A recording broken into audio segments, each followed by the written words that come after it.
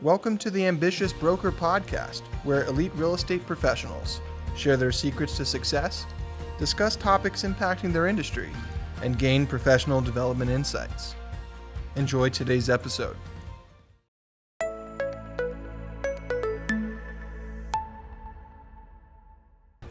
Welcome to our third and final segment of our Icon series with Stephanie Vitacco. Enjoy today's episode. Okay, so that's how you kind of learned how to use, same thing, you sort of felt your way through it. What is it? Necessity is the mother of invention. Mother of invention. Yeah. So you didn't really try to specialize in buyers when you first started. It just kind of happened like that. I mean, they said, do you need to make money? Yeah. And I said, well, yes, I have a mortgage to pay that my father informed me that I probably wouldn't be able to pay. Right. So, and by the way, I did get a roommate the first year so that I could be super confident that I wouldn't have to worry so much. Like I could control my expenses.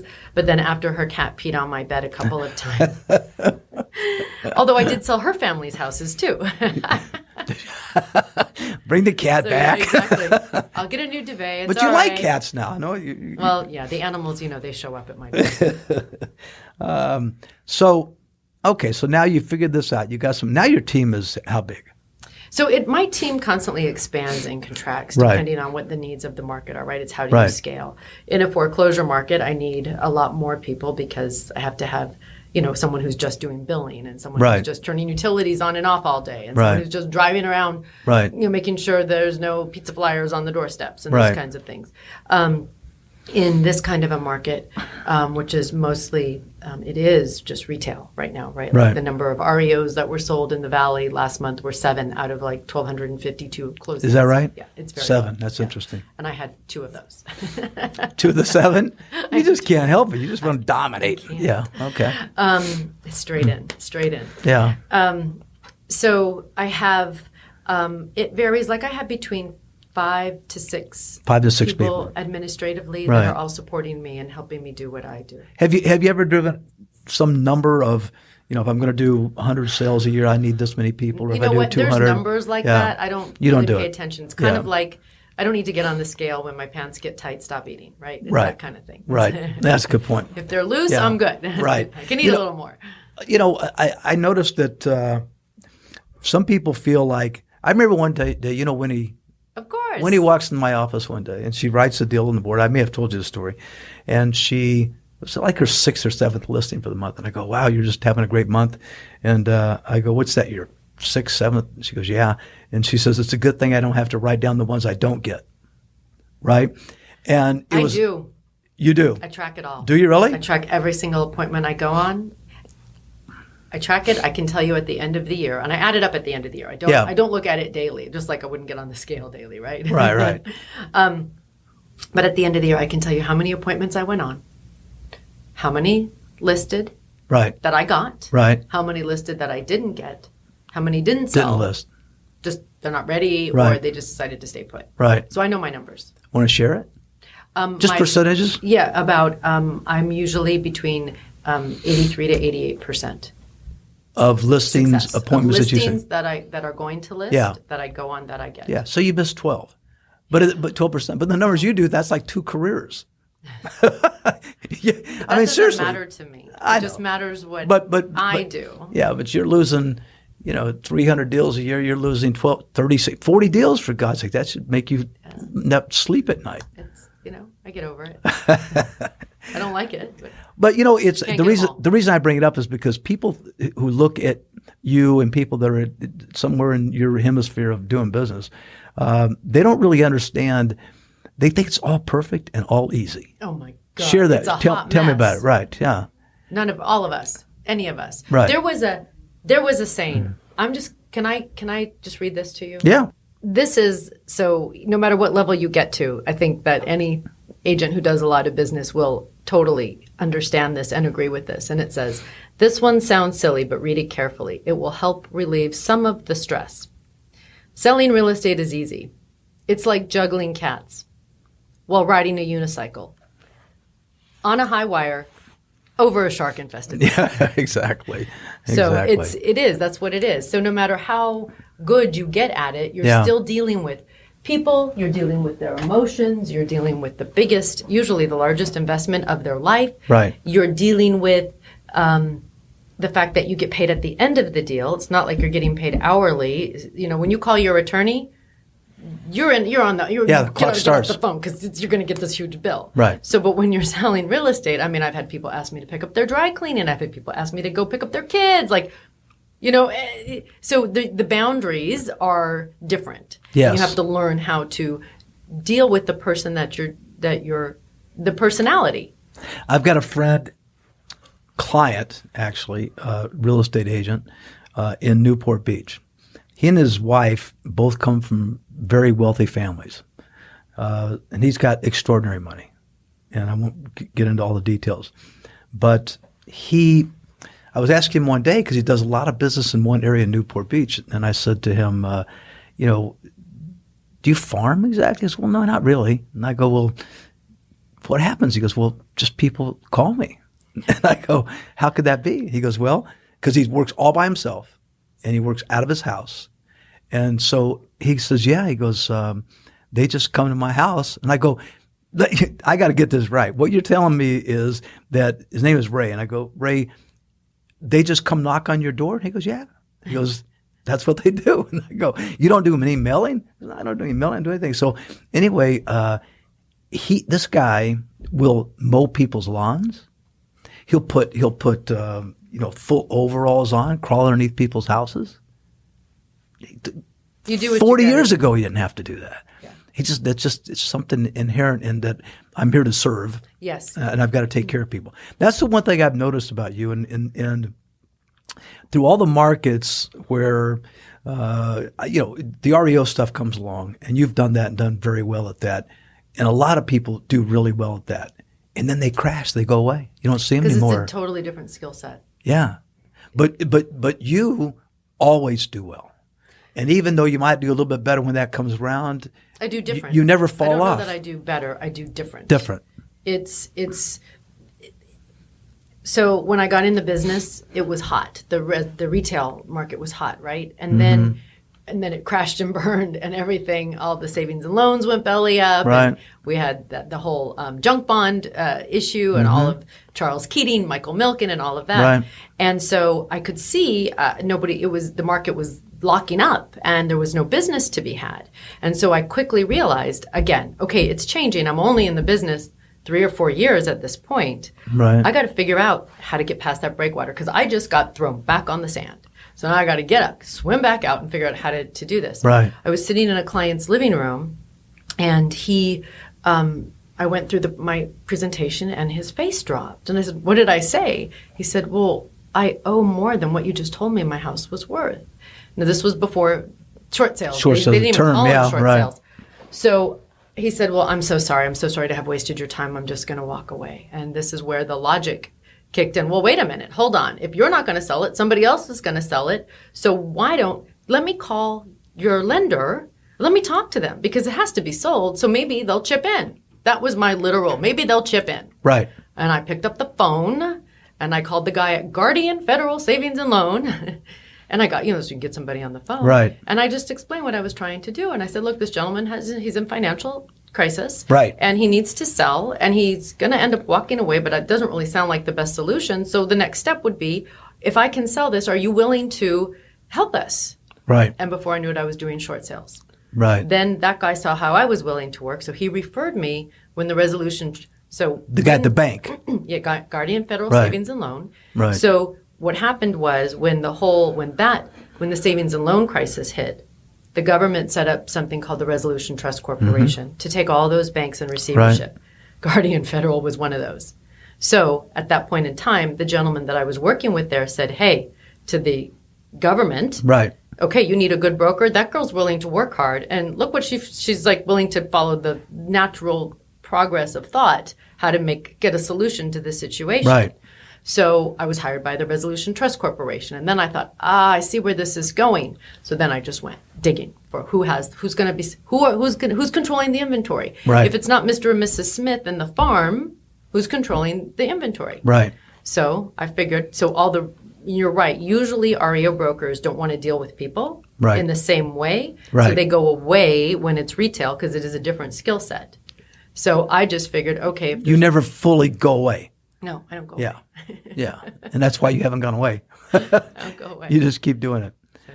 Well, and then the other thing too is that I've always noticed that that people always know how to run your business better than you do. Always. Right? Always.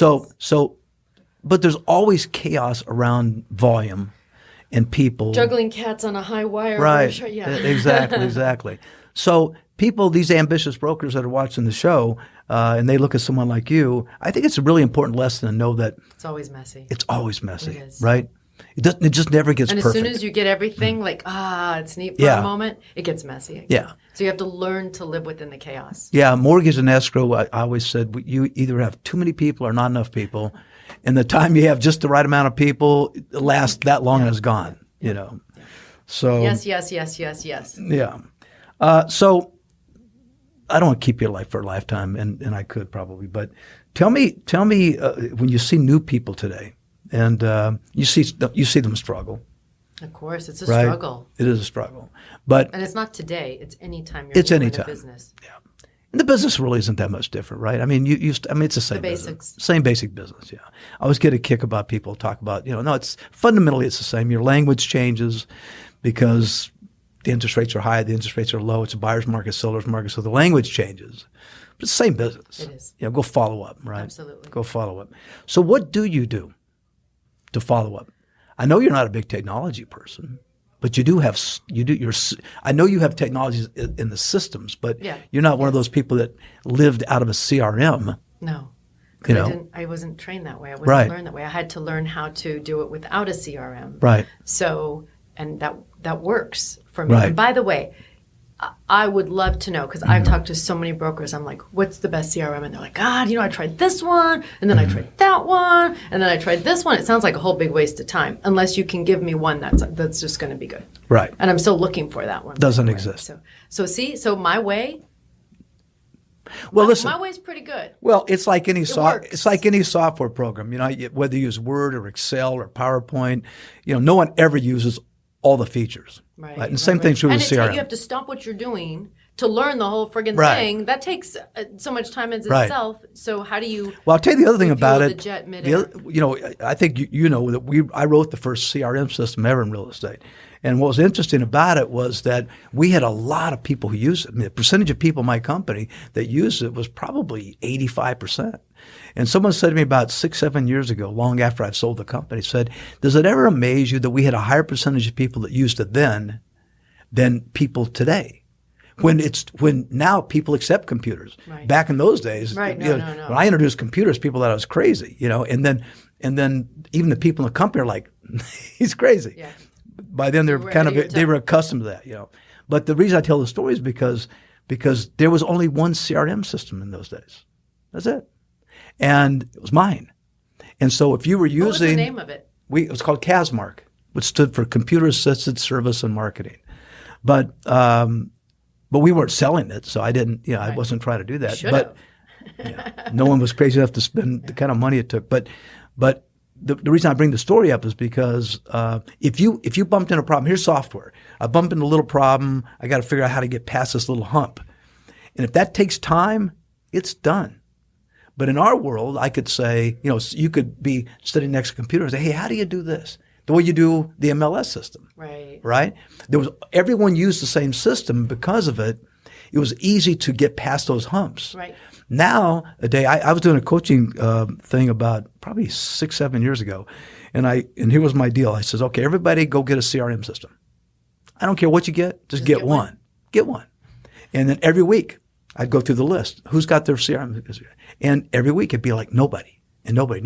And then you'd say, well, why? And then they would start talking about, well, I wanted this, and this system didn't have this, and this system didn't have that. So this is what I hear. Right? You hear it all the time, right? I ask. I want the best. Like if I hear the same name over and over and over again, then I'll be like, that's it. Right. Nope. No, doesn't exist. So what happens is, and I'd say to people, just get one. It doesn't matter. Just get one. You're not going to use it all anyway. Get down just the habits, building the habits of using the system and how you're going to use it. And then, maybe years down the road, you change it if you don't like it or something like that. But the main thing was there's so many options today. Yeah. So much easier if there's no options. It is. And that was the reason we had a higher percentage of people using it, because there were no options. Yeah. You just kind of had to jump in. Keep it simple.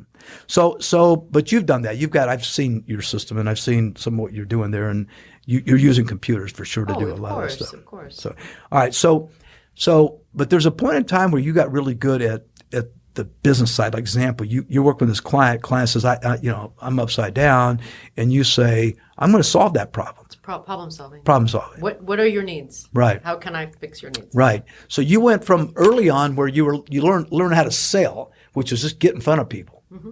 And then there was a point in time to where you started getting really good at solving people's problems. Mm-hmm. And that's where I'm guessing, and communication. What do you mean by that? You have to learn how to communicate with people so that you can give them what they need. If they don't hear it the way they need to hear it, they won't respond to you. Right. So everybody communicates differently. So each client, you've got to develop the skill to morph. You have to read them. Morph. Yeah, you have to know how they need to hear what you're saying. So do you think you're pretty good at that naturally, or did you just take time to learn that? Both. It just took hundreds of deals, thousands of deals for you. Yeah, it's like you do the same dance step over and over and over and over again. Right. You can do a perfect pirouette. Right. It's like you can do it good. Right. So, but of your business today, because you literally have thousands of deals behind you now. You just probably under don't know. 7,000 houses closed. 7,000? Just under. Wow, okay. So, not that I've counted. Yeah. And that means that you then lost. Stop it. 800 listings you lost. More than that. It must make you feel horrible. No, I'm good. Yeah. So of that, all of that business now, and all of that treating people right, they learn that she knows what the hell she's doing. And you do. I see a lot of people that are, honestly, that are pretty good producers that aren't very good at the real estate service side of it.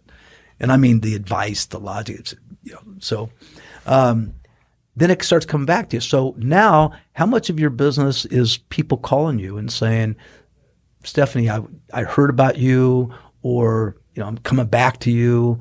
What do you think? A fair amount, but it's a combination. It's some I've seen your signs over the years. It's some past clients. Definitely have a strong past client base. Right. A lot of agent referrals.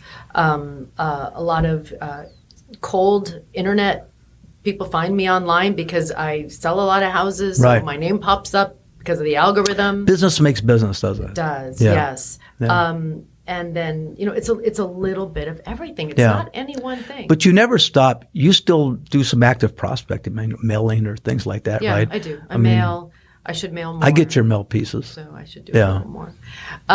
It's a continuum, but I continually follow up. And the second that my business feels like it's going light, I go back in and see, who haven't I followed up with? I need to follow up with these people. Right. So no, you don't have a systematic, you're not farming per se, that X amount a day and so forth. You just. No, just because the day doesn't usually allow. You have a feeling. You just have a feeling. Well, I have people that I am following up with, like people who are in my queue that are like, okay, we're getting close, we're getting closer, and so I stay in touch with them. Right. Then I have people too, like I'm notorious for whatever neighborhood I'm in, there's probably a client that lives in that neighborhood. So I'll drop a scratch pad in their mailbox and say, hello, it's just in the area. How are you doing? So I'm constantly doing that. Right. Constantly just drop.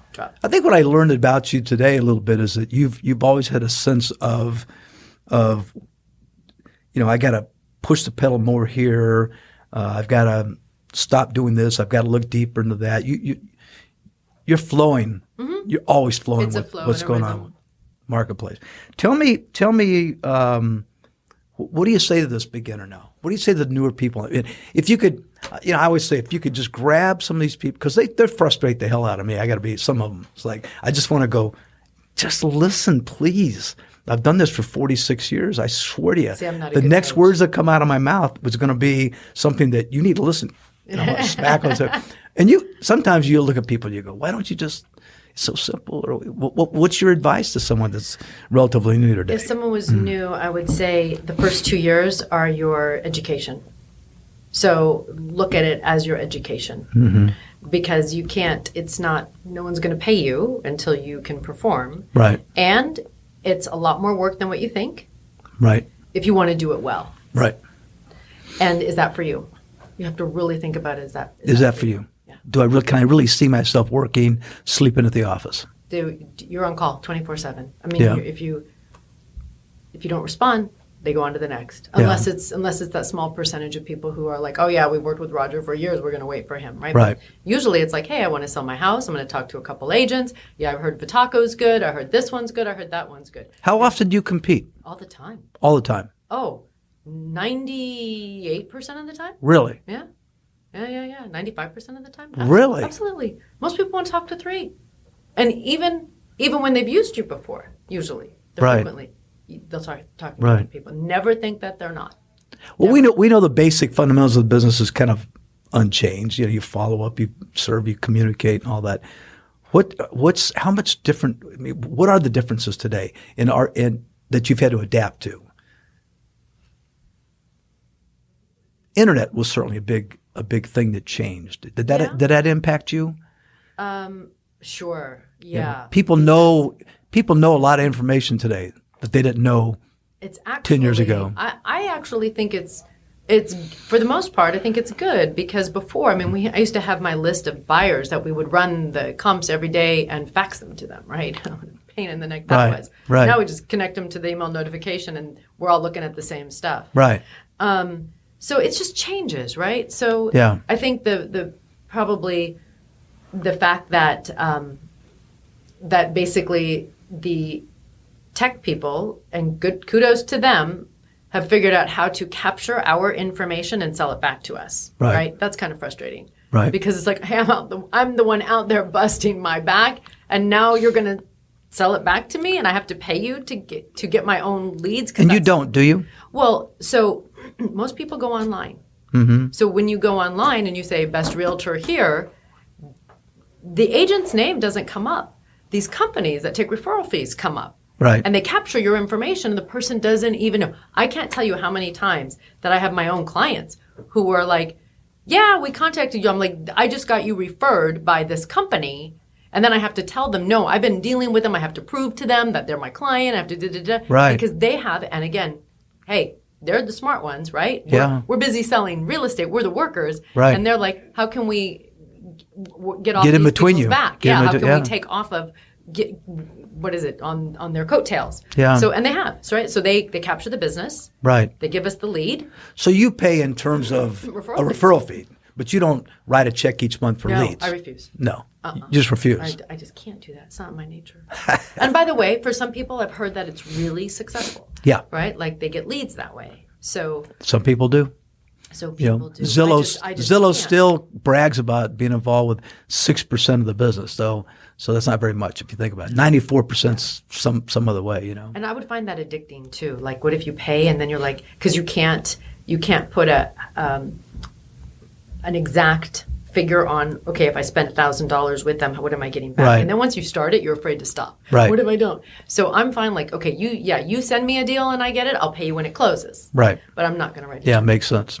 Yeah, I like that. But they have figured out how to manipulate our algorithm. Oh, she's a worker, she's a seller, she's putting numbers up all the time. Right. We're gonna capture her information before the client can figure out. Yeah, they go to her direct. Put themselves in between you and them. Yep. Some of them will figure out how to go direct, but most don't.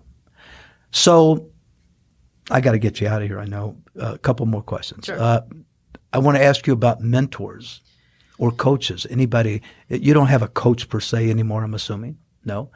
Did you ever have a formal coach, a Mike Ferry or anybody like that? So I went to Mike Ferry when I was a new agent. He scared me. He was really like the first time, and I've heard he's softened since then, but this was a long time ago. Right. I was in a room with, 1,000 people, and he said, how many of you in here have sold this many houses? Stand up. And there was like very few that could stand up. Right. And he said, the rest of you are losers. And I was like, oh my God, I'm a loser. I already thought I was not good. Oh no, this didn't work for me. I was like, that approach doesn't work for me. Right. So then I tried Dan Penley. He was great.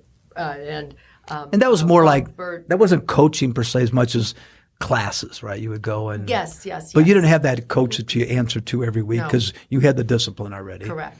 And the knowledge of how to do things you were getting through asking questions and then being in deals. Yeah. Just being in deals got you smart about that. And also I would find successful people just in dealing with selling their houses and say, hey, could I ask you some questions? It had nothing to do with real estate, but they were successful. So what were those fundamental things that they did? Right. And learning from people who would let me talk to them and let me pick their brain. Ask a lot of questions. So, yeah. And my husband's been a great, he's got a great brain, and he actually is very influential in how whenever I have a problem or a question in business, he's got a really good brain for seeing through everything. He does. That other people, like everybody will be staring saying, where's Waldo? And he's like, it's right over there. He's barely looking at it. He can see through that stuff. Yeah. So he's been very helpful. Yeah. So he helps you sort of cut through the clouds. Yep. Okay. So how do you plan on leaving the business? I don't know there's a need to leave the business. Like that to me, it's always interesting to me when agents get out of the business. Like, how do they do that? Why do they do that? Right. And like, how do you stop? I don't know. It's an addiction. Like, unless you have something else that you want to do. Right. You want to go do this. I couldn't just stop Stephen because Noel, I had Stephen Noel do the first Icon series. And Ambitious Broker is going to be broken into ambitious people that are trying to come up and they'll get something to reveal. We're going to talk about stuff in the industry that's going on. A lot of mindset stuff, some really highly focused, how do you think? Yeah. And then Icon series, people like you who've been around forever and have done extraordinary things. And in talking to Stephen, he has decided that he's going to retire. But he made a decision about 5 years ago and he's working. Big decision. Big decision. And he's got it all laid out and he's done a great job. He's actually writing a book about how to do it now. But then he told me he's 70, I think, probably, but he has said as of last week, well, I'm not going to totally get out of the business. It's straight in. Yeah. It's an addiction. Right. I'm not. He likes the action. He likes the action a little bit. And you like the action. Mm-hmm. You do. The game is, another thing I found interesting about you was that I used to have agents who would say, well, I'm only going to deal with certain level of property or a certain level, and get real snooty. I think that's a mistake. It's maybe it was a mistake for me to not do that. Right. But I see you being miserable if you miss a $5,000 lot listing in Pacoima. So not really, but I have found over the years Close. that if you say no to the guy who's got the smaller property, you don't know who he knows. And I learned this a long time ago. There was a gentleman who had an inexpensive property in the Northeast Valley, and nobody wanted to talk to him because it was a low property. Right. And I was like, you want to sell? I can sell your property. Sure. He referred me to 2 clients that live in the Calabasas Hidden Hills area that have been wonderful clients long term. So if I would have said no to him, I never would have met them. You don't know where it's going to branch out to. Right. So I think my whole thing, and again, sometimes because my price point is not where some of the other agents are, and sometimes I think that would be a better way to go. But I've built it on, you have a need, I can help, my own needs will follow. Right. And it usually, it's worked well for me. Yeah. Yeah, I think so too. Serve other people, it comes back. Be persistent. Fight. Don't focus on the dollars. Right. An agent told me very early on, never count your commission before. Don't even calculate it before it's closed. So I don't. But I don't even think about it. Right. When it closes, great. Then I can look at it. I know, but coming back 6 months later and asking escrow to recut your check because you didn't cash it, I mean, that's a little extreme. That's a little extreme. Okay, listen. So that I don't. So you're not the only one who's ever done that. I want you to know that. Okay, good. So anyway, so the last thing, so I don't keep you for a lifetime, and that is stories. When you do as many sales as you do, there's a lot of stories. Crazy. But I want to hear some. Crazy. 1, 2. Tell me 10 if you want. Tell me a good story. I should have brought a weird story. Oh my gosh, there's so many. One of my Newport Beach clients told me a story, just as an example, that maybe stimulate a little something, where they had a client who started burying animals in his backyard. And I guess it was hundreds. Oh my God. It wasn't like pet doggy, pet cat. Right. It was a horse. And so somewhere in the disclosure, the guy says, well, I've got some animals buried in the backyard, and I don't know why it would even come up, right? So they literally had to negotiate through that, bring in a bulldozer and just tore the whole backyard up to get rid of animal bones. So we've had animal bones. We've had bones where we didn't know what they were on foreclosures and things. I had a property. This was during the Occupy LA, if you remember that whole situation. Excuse me. It was a woman her house was in Sherman Oaks, and her name was Bertha. The painful ones I always remember, right? You remember their names. You remember the address. She was not a young woman, and she had just been using her home as an ATM. And she had just refinanced, took the money out, just didn't make the payments. For 6 years, she didn't make the payments. Wow. So after going through everything, it finally came down to foreclosure. And because she was not a young woman, she played I've sucked all the money out of my house and haven't paid for 6 years. Right. But part of I promised to pay when you sign, right? It was the bank's taking advantage of an elderly woman. So the next step, yeah. So she's not moving. We have a sheriff's lockout, and that's where we have to go show up with the police, with the sheriffs, and our locksmith. Right. So it's the day of the sheriff's lockout, and I had a guy on my team that would show up for the sheriff's lockout. Sheriff knocks on the door. Right. Usually they're gone by that time, but the real special ones stay. Right. And then they have to be escorted out. Right. So my guy gets there with the sheriffs and the locksmith, and Fox News, Telemundo. She called everybody. I don't know what the other one was. Another one of the big ones are there. And Occupy LA is there, and they've got their tents in the front yard and the backyard, and they're there. And they're picketing up and down all over the house. And for Bertha, we're throwing her out of her house. Right. Now, you can't argue and say, wait a minute, she didn't pay for 6 years. Do you know who's paying for that? All of you are paying for that. Right. We're all paying for this. Right. She used the money. She ate the sandwich. She didn't pay. And she did anyway. So I was not there, luckily, because the news lady says, Stephanie Vitacco, evil realtor. Yeah. It's throwing people out on their, Yes. Yeah. So, we had to, and then they showed up at the office because they were looking for sensation, right? They want this big and everything. And we had to get them out of the property. So we had the preservation guy turn the sprinklers on. And chase them all. They did. Yeah. That's funny. Yeah, that was one. Another. Do you remember the story you told me about, I think it was a seance or something?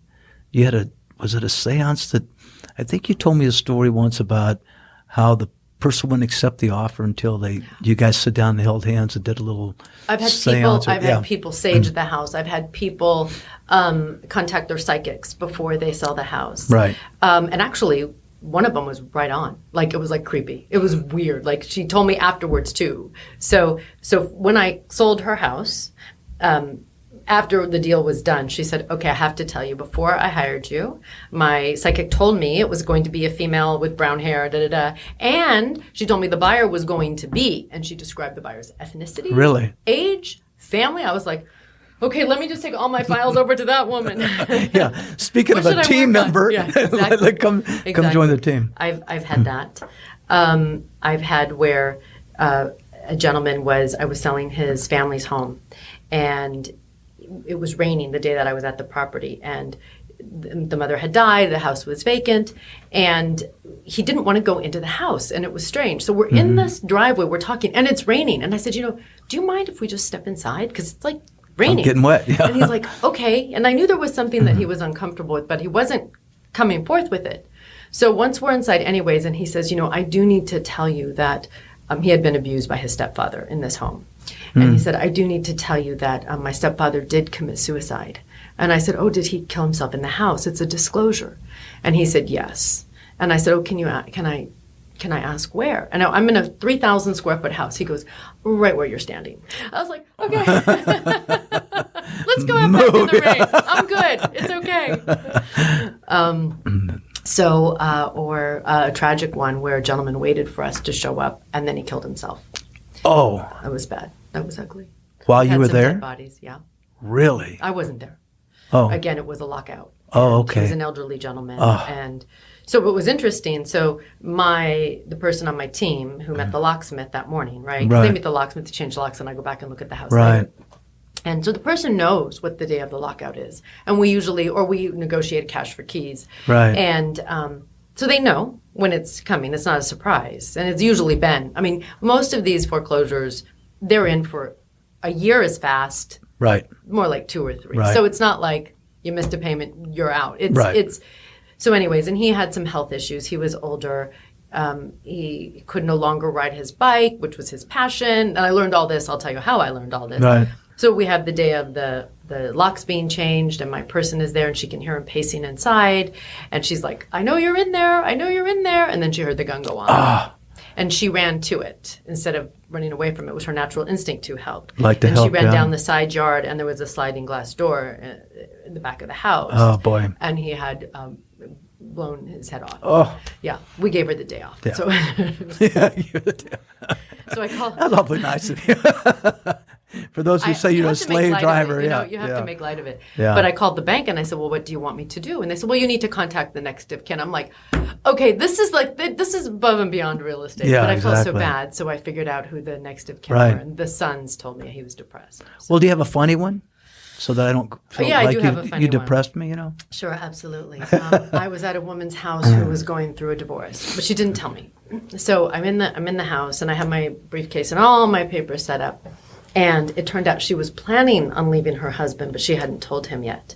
And he was supposed to be gone. Right. So all of a sudden, I'm mid-presentation, blah, blah, blah, blah, blah, and I'm wearing, heels and a skirt and business outfit and everything. My briefcase, all my papers, and there's a car pulls up, and she looks at me, and she's like, oh, my God. She grabs all my stuff, like just grabs it all, throws it in, shoves it in the closet, grabs the leash, grabs the dog. You're the dog walker. Go out the backyard. Go out the back door. Go walk the dog. And there I am, south of the boulevard, in my heels and my business suit going, what just happened? I'm walking someone's dog. Like how? The stress dog watch. Yeah. That's funny. Yeah. Stephanie, thank you. Thank you. Thank very you much for being here. For asking me, for including me. You're going to inspire people, and that's what the show's about. I'm really just trying to reach out and let people see what it feels like, to be great at this, and you are. I mean, thank you. You are among the best there is, and I'm really proud to know you, be friends with you, and have you on the show. So thank likewise. you. Okay. Well, thank you. You all be good, and we'll see you soon. Thank you for listening to this third and final installment of our Icon series with Stephanie Vitacco. Thanks for joining us on another episode of the Ambitious Broker Podcast, where elite real estate professionals share their secrets to success, discuss topics impacting their industry, and gain professional development insights. If you've enjoyed today's episode, please rate it and leave a review.